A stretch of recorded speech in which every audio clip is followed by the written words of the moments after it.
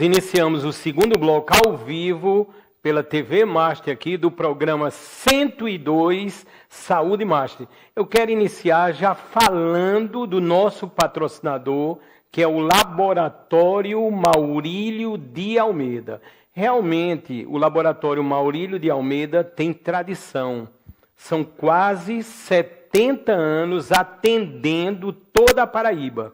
Por isso que a gente sempre diz, você encontrará uma unidade do Laboratório Maurílio de Almeida em seu caminho. Notem que está aparecendo os testes que o Laboratório Maurílio de Almeida faz habitualmente desde o início dessa pandemia para a Covid. Nós temos o teste, que é o teste sorológico. Se voltar um pouquinho aí, nós temos esse teste aí, que é o sorológico, que o resultado sai no mesmo dia. E temos o outro teste, é o teste mais seguro, é o padrão ouro que chamam, que é o PCR. Esse no Maurílio de Almeida demora em até 48 horas, mas habitualmente você consegue o resultado praticamente no mesmo dia. E o Maurílio de Almeida tem esse grande diferencial aí. É o aplicativo do Maurílio de Almeida, que você pode buscar agora, não importa se o seu celular é Android ou é iOS, você vai baixar e aí está o aplicativo. Várias opções, você encontra as 50 unidades e não só encontra, você marca também a sua consulta ou pode marcar o seu exame em domicílio, é lógico, é com apenas um toque. Estão a observar as inúmeras funcionalidades do aplicativo do Laboratório Maurílio de Almeida. Interessante, na parte de unidades, sempre aparecerá a unidade que está mais próximo da sua consulta. Isso facilita muito, porque você pode entrar em contato com a unidade, você pode agendar o seu exame. São mais de 3.000 exames que o Laboratório Maurílio de Almeida realiza, além dos exames habituais da Covid. E nós temos agora uma última imagem do Maurílio, essa é inédita, é um prêmio, é o selo que o Maurílio de Almeida é o único e o primeiro laboratório da Paraíba que agora já tem a certificação do projeto Nós Salvamos Vidas, que envolve os 4 aplicativos que, no seu contexto, salvam vidas de mulheres, de crianças e adolescentes, de cães e gatos e também protege a natureza. Portanto, pensou em laboratório na Paraíba, pensou em Maurílio de Almeida. Eu já tenho aqui ao meu lado o segundo entrevistado e eu sempre digo, as pessoas acompanham assiduamente o programa Saúde Master, o doutor Ricardo Azevedo, ele está muito ansioso e eu também, porque pela primeira vez, eu acho que em 5 entrevistas, a gente vai falar sobre a grande especialidade do doutor, que é a oftalmologia. Doutor Ricardo Azevedo, seja muito bem-vindo mais uma vez ao programa Saúde Master. É um prazer, Fábio. Bom dia a todos. Um prazer estar aqui. Finalmente vamos conversar sobre a oftalmologia, mas lembrando que a situação do Covid ainda é preocupante, não é? Mas é um prazer estar aqui. Vamos celebrar o Dia do Glaucoma, que é hoje, né? Com a educação, com a informação para a sua distinta audiência. Doutor Ricardo, o senhor ressaltou muito bem, hoje exatamente é o dia que se dá ênfase ao glaucoma. Sabemos que o glaucoma realmente é bem sério. Com a Covid tudo se agravou, né? Isso já sabemos. E a gente vai começar justamente falando sobre o glaucoma. Doutor, nas minhas pesquisas, é lógico que eu conheço a clínica do senhor. O senhor se tornou realmente, eu posso dizer, com toda tranquilidade, um grande amigo aqui do programa, da TV Master, e um amigo aqui também do apresentador. E, doutor, eu vi que até a NASA faz vários experimentos ligados com os astronautas em relação ao glaucoma. Ou seja, certamente deve entrar as diferenças gravitacionais e por aí vai. E essa sistemática usada na NASA, eu sei também que o senhor usa aqui na clínica. Eu queria que o senhor falasse um pouco sobre o glaucoma e esse equipamento ou esse tratamento tão avançado à disposição de todos os paraibanos. É isso mesmo, Fábio. Os astronautas, depois de um longo tempo no espaço, principalmente na estação espacial, eles desenvolvem uma síndrome chamada síndrome óculo-neural. Obviamente que isso agora nós já conhecemos e entendemos bem essa síndrome. Mas isso tem sido motivo de pesquisa e para se entender melhor e acompanhar esses astronautas, que muitas vezes voltavam à Terra, à órbita, da órbita com um déficit de visão, eles tiveram que instalar equipamentos e desenvolver algoritmos de análises para fazer o diagnóstico e acompanhar esses astronautas enquanto eles estavam na estação espacial. Então, hoje em dia, essas ferramentas que foram desenvolvidas, algumas delas utilizadas pela NASA, é o que nós utilizamos aqui como um método mais preciso, mais sensível para o diagnóstico precoce do glaucoma e também para o acompanhamento do glaucoma, né? Isso nos permite, de maneira muito precisa, avaliar se o glaucoma está respondendo a um tratamento ou se ele ainda continua em evolução. Então, são algoritmos de análise que medem camadas de fibras nervosas fora do nervo, dentro do nervo, são vários tipos de análises e é uma tecnologia extremamente precisa, né, que inclusive é utilizada lá na estação espacial, né, nos astronautas que ficam lá, que passam a sua temporada lá.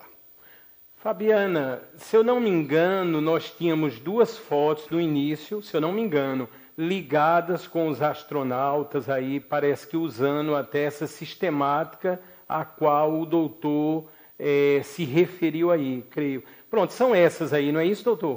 Exatamente, é isso mesmo. Você vê aí que apenas com algumas pequenas modificações pela ausência da gravidade, né, mas é a mesma tecnologia que nós usamos aqui para o diagnóstico do glaucoma, com o mesmo nível de precisão, o mesmo tipo de algoritmo e software de análise, né, um módulo especial para isso. E você vê aí que foi, inclusive, ele foi com esses pequenos ajustes para poder ser usado na estação espacial. Então, os astronautas são monitorados lá, eles foram treinados para fazer o exame um no outro, né? E então eles são monitorados para detectar essas discretas alterações que acontecem no nervo óptico, mas que ao longo de 3, 6 meses de permanência no espaço, isso pode determinar uma baixa de visão, né? E tem, de fato, alguns astronautas têm chegado à Terra com uma visão de 10% ou 20% da visão que eles saíram daqui. Já na nossa interação, doutor, nós vamos para uma primeira pergunta, creio que sobre o glaucoma, é a primeira pergunta dos nossos telespectadores que interagem maciçamente. Diz o seguinte, doutor: com a Covid, passei a ter pressão alta. Essa pressão tem influência nos olhos, fiquei com medo do glaucoma. Quem perguntou é a Ana Luísa, do bairro aqui de João Pessoa, Miramar. E aí, doutor? Tem sim. A pressão intraocular é um principal fator de risco para glaucoma. Mas veja bem, glaucoma não é pressão ou hipertensão ocular, não é pressão alta no olho. Glaucoma é a neuropatia glaucomatosa, a neuropatia do nervo óptico. Então, quando a pessoa tem uma pressão alta no olho, a conduta correta é você realizar uma série de outros exames, tanto exames de campimetria visual, quanto exames de análise estrutural do nervo óptico, e você correlacionar. Existem um bom número de pacientes, uma boa porcentagem de pacientes que têm pressão alta no olho, mas que não têm sinais de glaucoma. Existem outros, né, que eles já têm pressão alta associada a algumas alterações de campo visual ou a outros fatores de risco, como genética, questão da hereditariedade, como a apneia do sono, como obstrução de carótida, e que podem, quando você coloca no seu algoritmo de decisão médica, isso pode justificar você tratar esses pacientes precocemente. Então, o importante é ela ser avaliada por um especialista para fazer esse julgamento clínico. Doutor Ricardo Azevedo, que tem pós-doutorado, eu sempre costumo falar, pela Johns Hopkins, e a maioria dos trabalhos, né, publicados, até internacionais, eles se deram no campo da oftalmologia. É porque o doutor é tão diverso na sua sabedoria que já enfatizamos em programas anteriores vários aspectos da Covid. Doutor, se perguntou muito para esse programa sobre os colírios. Tem até uma pergunta e uma segunda pergunta, e no contexto eu irei fazer outras argumentações sobre essa história dos colírios. Eu queria que se colocasse, por favor, agradecendo ao Alisson e à Fabiana e à produtora, a Verônica Amorim, a segunda pergunta aí do contexto do nosso segundo bloco do programa Saúde Master. Doutor, essa segunda pergunta, ela diz respeito aos colírios. Diz assim: cheguei em uma farmácia com irritação nos olhos. Perguntei se existe um bom colírio. A atendente disse: olha aí. Aí ele diz: tinham mais de 30. É o Túlio Max, do bairro aqui de João Pessoa, do Aeroclube. Doutor, isso é sério, né, doutor? Porque quando a gente vai olhar, tem uma ala inteira, tem uma seção, às vezes, assim, dedicada só aos colírios. E, aparentemente, o senhor vai responder com todo balizamento, parece que quase nenhum precisaria de uma receita. E aí, doutor? Isso é um problema imenso que nós temos, né? A questão da automedicação. Então, a resposta para o Túlio seria que ele fez a pergunta correta, mas no lugar errado. Então, seria indicado que ele fizesse essa pergunta a um oftalmologista para indicar o colírio adequado. Por quê? Porque na farmácia você tem colírios que podem, inclusive, causar glaucoma, né? Que podem induzir um glaucoma de ângulo agudo, de ângulo fechado, que é um glaucoma agudo, e pode também um colírio, se utilizado por muito tempo, induzir a formação de um glaucoma. Por exemplo, corticoides, eles são muito associados à elevação de pressão intraocular, indução de glaucoma. Então, precisa ter muito cuidado com essa automedicação ou medicação prescrita por não especialista. Então, realmente, esse acompanhamento deve ser feito com o oftalmologista. Nós temos visto casos aqui de automedicação para N problemas oculares, e inclusive como causa de glaucoma. Depois os pacientes, quando passam conosco, nós diagnosticamos glaucoma secundário, nesse caso um glaucoma secundário ao uso de colírios. Como na questão anterior, sobre o glaucoma após a Covid, tem acontecido de alguns pacientes que tiveram Covid, nós examinarmos e vemos que, de fato, o paciente tem uma pressão intraocular elevada e nós fazemos acompanhamento desses pacientes. Mas também, devido a alguns tratamentos do Covid, inclusive o uso do corticoide em altas doses e, às vezes, o corticoide crônico, nós temos também visto que alguns pacientes, uma porcentagem desses pacientes que tiveram Covid e usaram corticoide, também tem um discreto, leve, até moderado aumento da pressão intraocular. Então, tem que se ter muito cuidado com essa questão da medicação, porque a medicação é um dos fatores que induzem a pressão intraocular elevada e ao glaucoma. Doutor Ricardo Azevedo, sabemos que durante a Covid, né, muita coisa mudou, né?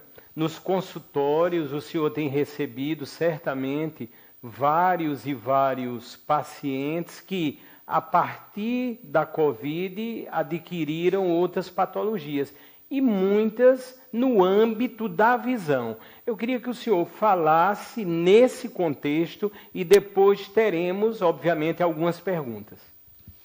Fábio, a Covid ela está associada, o contexto da Covid está associado com uma série de sintomas e problemas oculares, né? Então, eu vou começar com talvez um dos mais frequentes hoje em dia, que é, por exemplo, o olho seco, né? Então, eu estou usando a máscara aqui, então é muito comum que a máscara, né, embora a minha máscara tenha aquele clipe que permite o ajuste ao nariz, mas é muito comum que a máscara crie uma corrente de ar em direção aos olhos, né?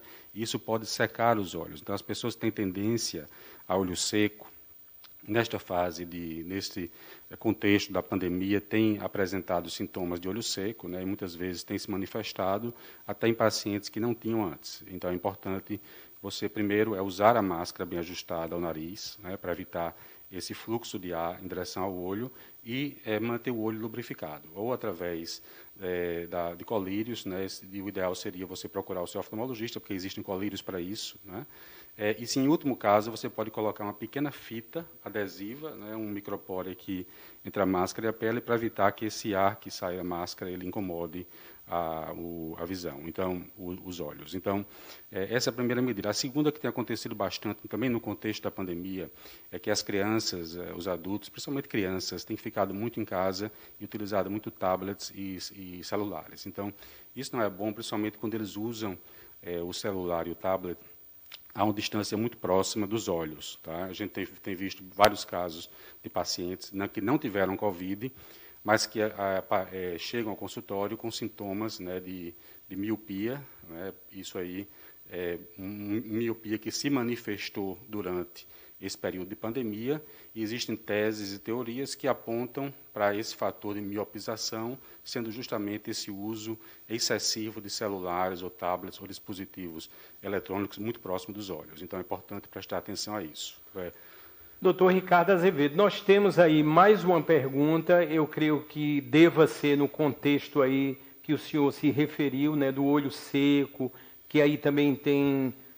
aconteceram várias perguntas também sobre conjuntivite. Diz assim: olho seco e conjuntivite podem ser sintomas antes e também após a Covid. É o Tito Almeida, do José Pinheiro, que é um grandioso bairro, eu conheço muito bem, de Campina Grande. E aí, doutor? Pode sim, Tito. Principalmente a conjuntivite, a irritação ocular, ela se manifesta em aproximadamente 10% dos pacientes com Covid. Né? Mas confunde muito justamente porque, por causa do que eu falei anteriormente, que as pessoas que têm se utilizado de máscara, muitas vezes apresentam um quadro de olho seco devido ao uso da máscara, a essa corrente de ar. Então, precisa sempre ter em mente que é importante, se há uma dúvida, se você está com um quadro de conjuntivite ou olho seco, procurar o seu médico, o seu oftalmologista, para fazer essa avaliação, né? Porque, de fato, poderia ser Covid também. Doutor Ricardo, eu estou lembrando agora que, no meu caso, né, antes da Covid, no caso da esposa, também a produtora Verônica Amorim, nós tivemos, por algumas vezes antes, dor nos olhos. Parece que está sendo um sintoma, quando a pessoa diz, estou com dor nos olhos, a pessoa já fala, outras pessoas já falam. Não precisa nem fazer o exame, que é Covid. E aí, doutor?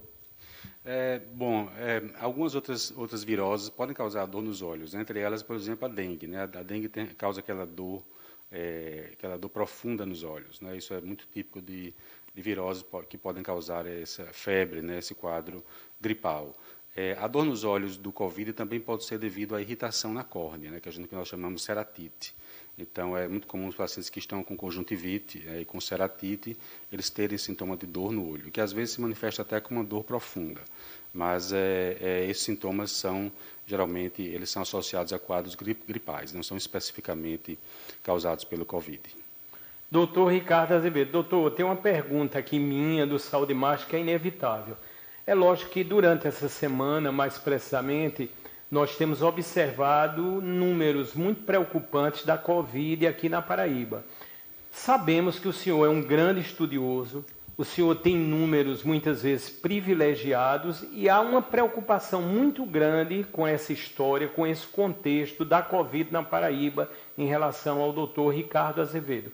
Vou ser bem objetivo. Doutor Ricardo Azevedo, o senhor acredita que teremos aqui na Paraíba a terceira onda da Covid? E aí, doutor? Fábio, eu acredito que nós estamos nos encaminhando para isso. Né? Você vê aí que nós temos trabalhado com um platô, né, de novos casos, em torno de 1.000, 1.500 casos. Ontem, salvo engano, foram 2.000 casos. Então, vamos dizer que nós estamos vivendo numa fase constante de maré alta. Né? Então, as ondas elas se tornam muito maiores e muito mais problemáticas quando você tem uma base, né, de casos muito alta, que é que nós estamos tendo, de 1.000 a 2.000 novos casos. Pelas minhas contas, inclusive, nós estamos tendo mais infecção aqui. Quer dizer, o Covid está infectando pessoas mais rapidamente do que nós estamos conseguindo vacinar. Isso é muito problemático, né? Isso aí precisa ser revisto. Nós temos apontado isso como um problema, né? Estratégia de vacinação, claro que existe uma escassez de recursos, as doses de vacinas não são disponíveis, né? De acordo com a nossa a nossa capacidade de entregá-las ou administrá-las, mas a gente tem que repensar essa estratégia de vacinação, é algo que eu tenho insistido, porque o Covid, e com essa emergência de novas cepas, né, a gente fica susceptível, inclusive, à reinfecção. Então, a gente tem que, essa estratégia de saúde pública de combate ao Covid precisa ser reavaliada. Doutor, é lógico, nós temos conversado muito à noite, praticamente todas as noites eu converso com o doutor Ricardo Azevedo, ele me manda sempre informações, eu sou muito grato. E doutor, estava observando os dados gráficos da Johns Hopkins. É evidente, os países que mais vacinam estão chegando, vamos dizer assim, numa normalidade. A gente vê o caso dos Estados Unidos, de Israel, de Portugal. E aqui a preocupação continua. Vemos o esforço assim grandioso. Estou me referindo ao nosso ministro aqui, o paraibano, né, o Marcelo Queiroga, mas as coisas parecem que estão tendenciosas a essa terceira onda, não é isso, doutor? O raciocínio está correto, né? Você tem nós temos uma população grande e nós temos um processo de vacinação relativamente lento e nós temos vacinas que têm eficácia, digamos, abaixo da eficácia, abaixo do desejado para você conter uma epidemia como essa, né? As vacinas que você vê que estão se priorizando nos países desenvolvidos são vacinas que têm o efeito de cortar a doença e cortar a transmissão também. Então, se você pesquisar entre a população, por exemplo, dos Estados Unidos, o número de pessoas assintomáticas com vírus caiu bastante, porque eles usam vacinas potentes.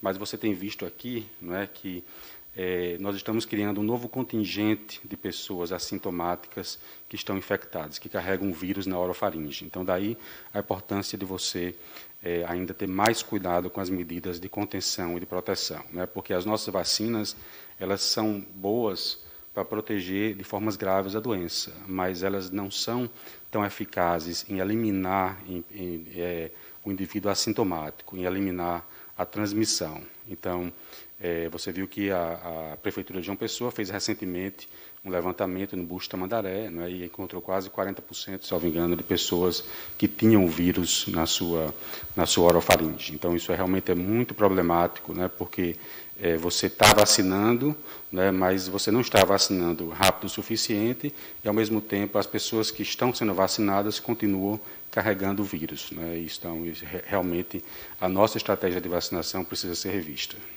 Quero agradecer a enorme audiência, lembrando, para toda a Paraíba, nos canais da Claro, os canais 20 e 520, os internautas que agora estão no endereço que é bem simples, tvmaster.tv, o YouTube, que daqui a pouco terá o vídeo liberado dessa entrevista de hoje em TV Master Play, aqui com especialista em oftalmologia, com vários títulos internacionais, o doutor Ricardo Azevedo.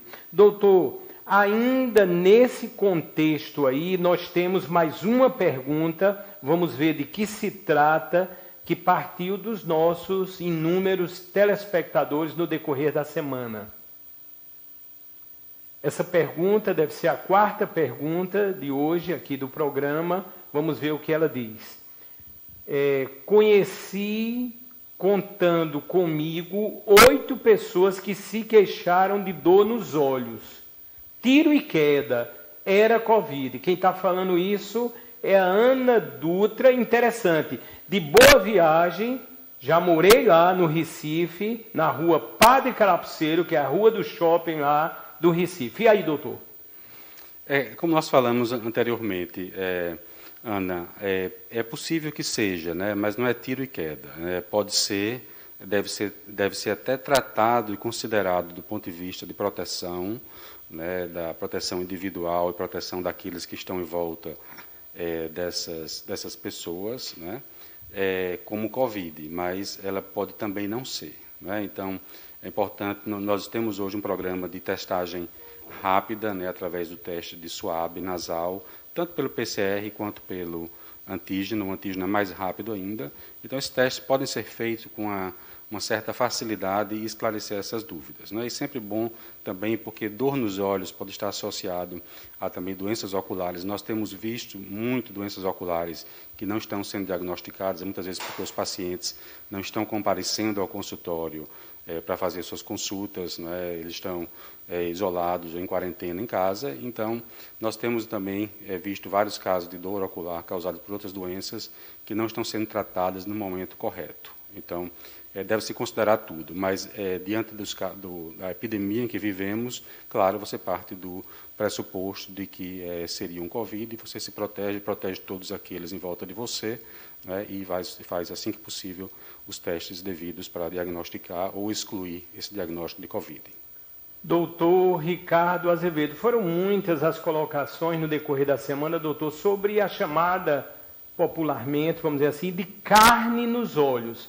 O que é que o senhor tem a dizer sobre esse aspecto? Se ele é muito incidente, se aumentou durante a Covid, pelas pessoas estarem mais isoladas? E aí, doutor? Boa pergunta, Fábio. A carne nos olhos, a que você se refere, a que seus ouvintes, sua audiência se referiu, é o que nós chamamos de pterígio, né? Exatamente isso aí, né? Então, o pterígio ele causa um abaulamento, uma irregularidade na superfície ali da córnea e da conjuntiva, como você está vendo. Então, o que é que acontece?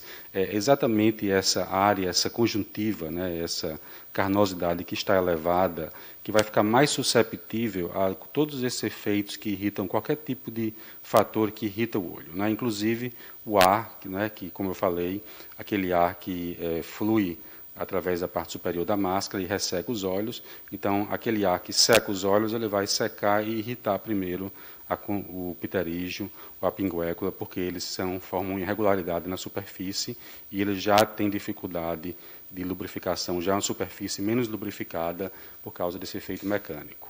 Então, é possível, sim, que você tenha um aumento, né, uma exacerbação dos sintomas do pterígio, né, da carnosidade, assim como da pinguécula, durante fatores como utilização de máscara, assim como também durante a infecção, se você tiver um quadro de conjuntivite associado ao Covid. Mas, mais uma vez aqui, né, você viu um caso ali anterior, em que foi mostrado aquele pterígio anterior, da imagem anterior, não sei se você consegue voltar, mas a gente nunca deve deixar o pterígio avançar muito, né, em direção ao centro da córnea, porque aí você começa a comprometer, inclusive, a transparência da córnea, né? Então, mesmo a cirurgia de um pterígio muito avançado, ele pode deixar cicatrizes na córnea. Então, o ideal é sempre tratar o pterígio em um momento inicial, onde ele ainda não causou, não tem esse potencial de deixar cicatrizes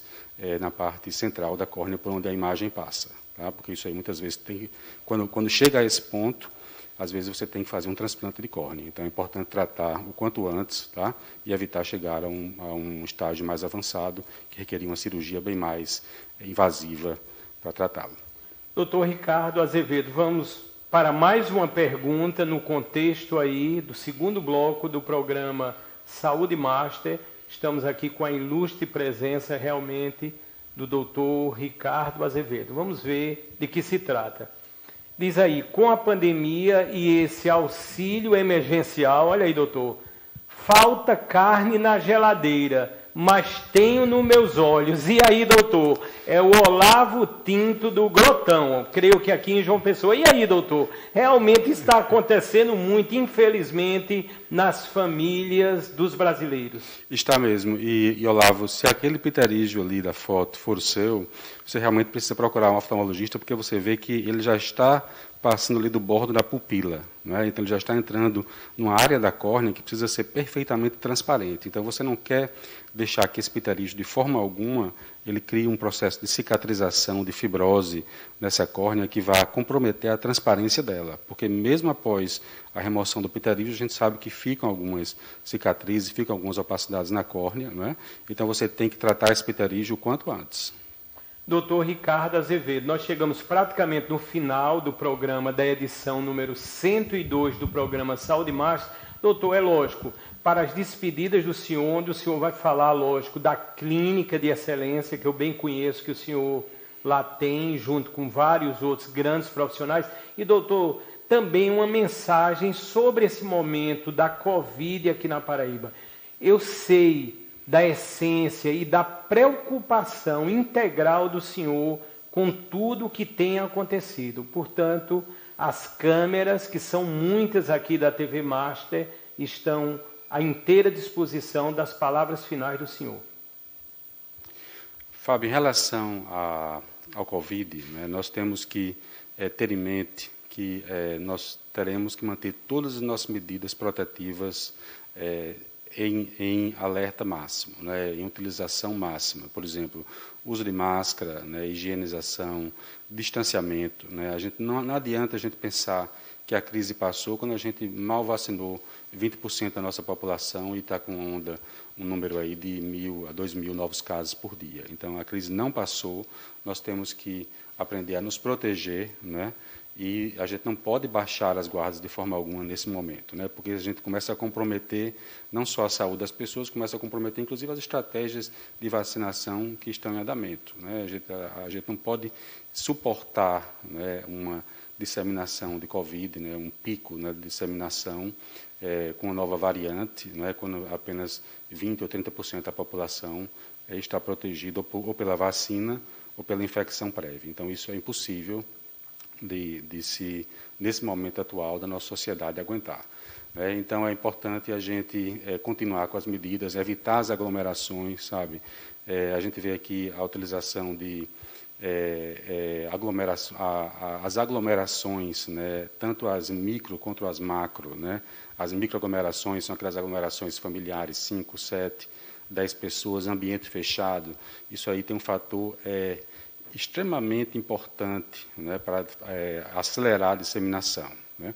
As macro, por exemplo, restaurante, bares, ambientes fechados, também é um dos principais fatores que aceleram essa disseminação. Então, nós temos que evitar isso, temos que ter bastante cuidado, temos que pensar estrategicamente e fazer esse manejo de risco para tudo que nós fazemos, né? É claro que também nós precisamos de colocar tudo no contexto de saúde pública, de medidas administrativas, medidas públicas, para também evitar o risco, como transporte público, né, como ambientes de atendimento, né, em que atendimento de pessoas, com um grande número de pessoas, porque, às vezes, você tem ali a fonte de disseminação, um pico, um microsurto, que nós chamamos, né, de uma pessoa entrar doente e ali eliminar muito vírus naquele ambiente e você ter 50, 100 pessoas contaminadas na semana seguinte. Então, realmente, nós temos que ter bastante cautela e muita consciência de risco nesses momentos. Em relação à clínica, nós fazemos esse atendimento, nós somos especialistas em especialidades oftalmológicas. Então, nós temos um grupo lá muito bem formado, né, seguimos todo um protocolo, né, de diagnóstico, de tratamento, né, que é um protocolo, como você bem sabe, né, que nós seguimos padrões internacionais, né, e não são qualquer padrões internacionais, nós seguimos padrão internacional de ciência de altíssimo nível, mas também padrão de ética e integridade. Verdade, né? doutor. Conheço muito bem, doutor. Porque isso é muito importante, não adianta você dizer que tem equipamentos e, no final, você praticar uma medicina que foge a um padrão de ética e integridade, que você coloca toda essa sua tecnologia a perder. Então nós temos realmente seguimos um padrão de qualidade, de excelência em oftalmologia, né? Utilizamos todos os nossos conhecimentos e ciência e equipamentos que também nos auxiliam bastante, né? Como nós falamos anteriormente, nesse diagnóstico, e colocamos tudo isso a favor do paciente. Fica aqui na Epitácio, não é isso, doutor? Aqui na Epitácio, na Vision, no 3031-5225, né? Nós temos lá uma equipe de oftalmologistas, né? Também fazemos esses exames, fazemos esse acompanhamento junto com os oftalmologistas gerais que atendem em seus consultórios, em suas clínicas privadas, tá? Também no serviço público. Então, nós prestamos esse serviço também quando é preciso um exame mais especializado, uma tecnologia mais diferenciada, nós fazemos isso para permitir que esses colegas que estão ali na ponta, né, da oftalmologia geral, eles consigam acompanhar seus pacientes da forma adequada, né, utilizando os melhores princípios, como você falou antes, o padrão ouro no diagnóstico e tratamento de doenças. Muito obrigado, doutor Ricardo Azevedo. Nós estamos agora encerrando, com certeza, mais um programa de excelência Saúde Master. E eu só tenho a agradecer que todos fiquem com Deus, continuem se protegendo. Estão aqui as armas, além da vacina. Aqui estamos sempre protegidos e até as próximas edições ao vivo na TV Master do programa Saúde Master.